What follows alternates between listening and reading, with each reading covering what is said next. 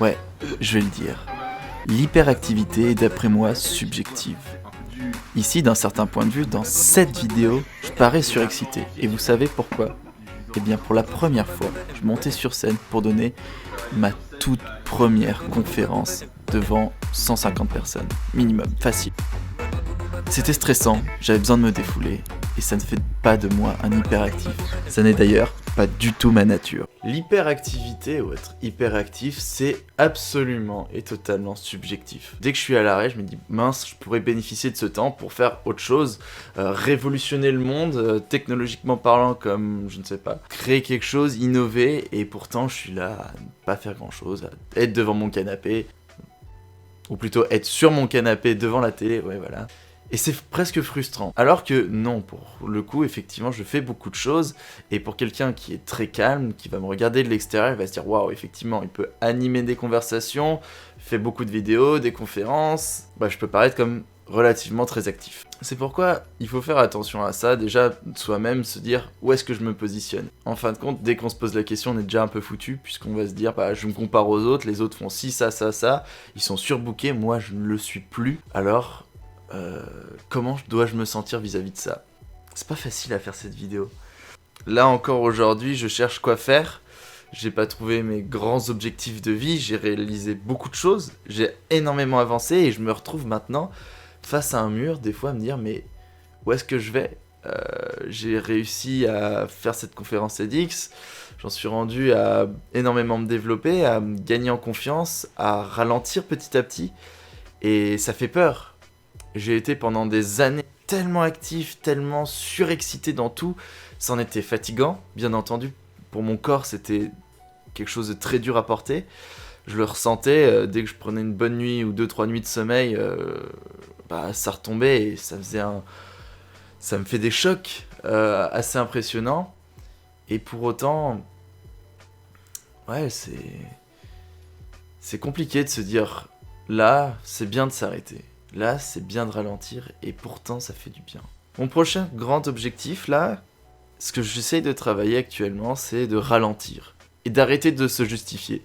C'est deux choses qui prennent beaucoup de temps, beaucoup d'énergie et juste le fait d'être un moulin à parole tout le temps devoir justifier de ses actions, de « Ah ouais, j'ai fait ça parce que... » Enfin, dès qu'on me pose une question, alors qu'on me demandait simplement « Mais tiens, t'as fait la vaisselle ?»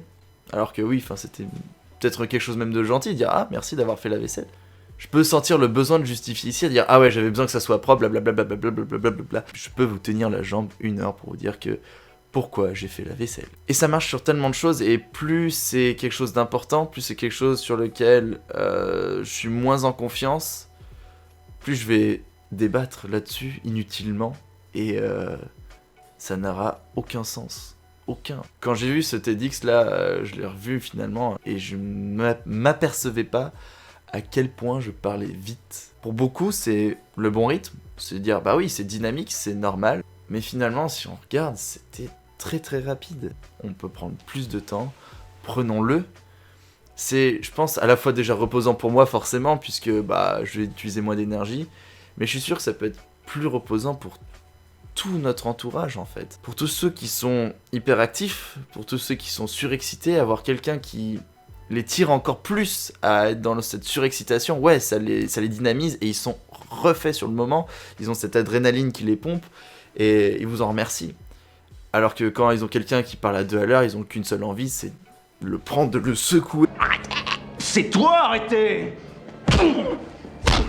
Et de l'envoyer à être plus actif. Alors que ces gens-là, si on comprend finalement que ça peut être une source reposante sur qui on peut se reposer, bah c'est génial. Il faut s'appuyer sur ces gens-là. Bon, après, il y en a qui sont vraiment très mous et très lents et là, il y a peut-être quelque chose à faire aussi quand même. Peut-être. Qui a raison, j'en sais rien. Mais tout ce que je sais, c'est que quand on n'a plus d'énergie à faire quoi que ce soit, finalement, on fait des bêtises aussi. On fait les mauvais choix, on dit les mauvaises choses. On s'énerve et c'est pas la bonne solution. Cette vidéo, sur cette hyperactivité, je parle vraiment d'être hyperactif personnellement, comme on l'entend dire « Ah tiens, c'est un hyperactif cet enfant », ou en fin de compte, l'activité suractivité. C'est un truc qui est quand même bien ancré inconsciemment, et à tel point que on se retrouve face à des situations où tu te dis ah ouais non désolé, je suis pris cette semaine, et la semaine suivante, et la semaine d'après, et la semaine d'après. Tu fais mais waouh, t'arrives jamais à te poser finalement. Peut-être que tu peux te remettre en question là-dessus. Pourquoi pas laisser une part d'aléatoire en fin de compte dans ta vie, puisque tout est mesuré, millimétré, et juste penser à tout ce millimètre que tu mets chaque fois, ça doit être éreintant. Et je l'ai vécu, enfin le premier en faisant la start-up, pendant mes études, à faire tant d'associatifs à côté, à tel point où, dans mes personnages comme Circochet ou quoi que ce soit, c'est des personnages très volubiles qui, comme je le disais dans mon introduction, où par stress, par peur, je m'excitais et je défoulais toute cette énergie-là qui pompait mon cœur de peur pour la mettre n'importe où je pouvais, dans chaque petit recoin de mon agenda, il fallait que j'ai quelque chose. Et à la fin, je mangeais n'importe comment, je dormais très peu, et non, j'ai toujours besoin de dormir. Il y en a certains qui dorment 1 ou 2 heures, alors ça je comprends vraiment pas. J'en étais incapable, il me fallait au moins 4-5 heures, mais je pense que ça reste très peu aujourd'hui.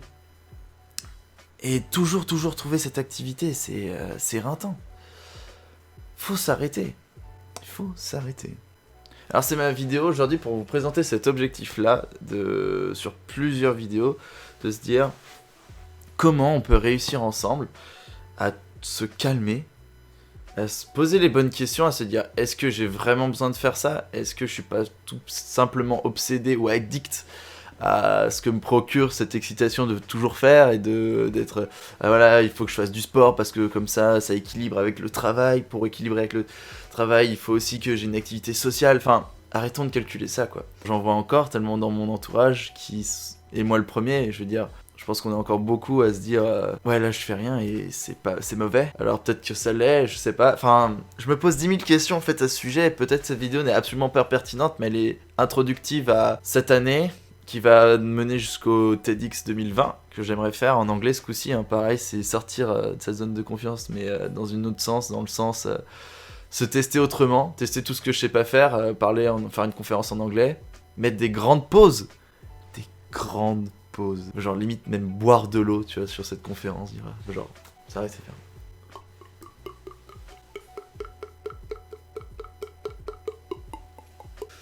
Genre vraiment s'arrêter quoi. Et je l'attends pour vraiment l'appeler quelque chose comme this shall be a complete flop. Faire tout ce que je pense que ça va être foireux, entre guillemets, qui sont des bonnes pratiques finalement, de prendre du temps, de sur scène respirer énormément, vraiment voir autrement de mon personnage qui aime aussi, j'adore me reposer, d'arrêter de faire 10 000 trucs et de dire stop à ce moment-là, et de le montrer sur scène et le tester sur scène. Donc ça va être un gros travail cette année autour de ça. Là je vois le temps passer, et il faut apporter du silence dans nos vies. Simplement apporter beaucoup de silence dans nos vies, d'une manière ou d'une autre, c'est ce que je vais tester. Juste tais-toi, cesse de penser, cesse de prendre chaque minute pour essayer de développer quelque chose, une idée, une techno, peu importe, que ça soit physique ou juste dans la tête. Tout ne se règle pas rapidement, il faut laisser du temps, donc on va s'en donner. Donc les prochaines vidéos, ça sera autour de ça, je vais essayer de me faire des petites notes, dire ok, aujourd'hui j'ai bien réussi ceci, là je commence à moins justifier et faire des bons résumés de ça, et peut-être qu'on sortira des bonnes choses de ces expériences. En attendant, la vie elle continue, et les imprimantes elles impriment. Voilà, bise, ciao, ciao.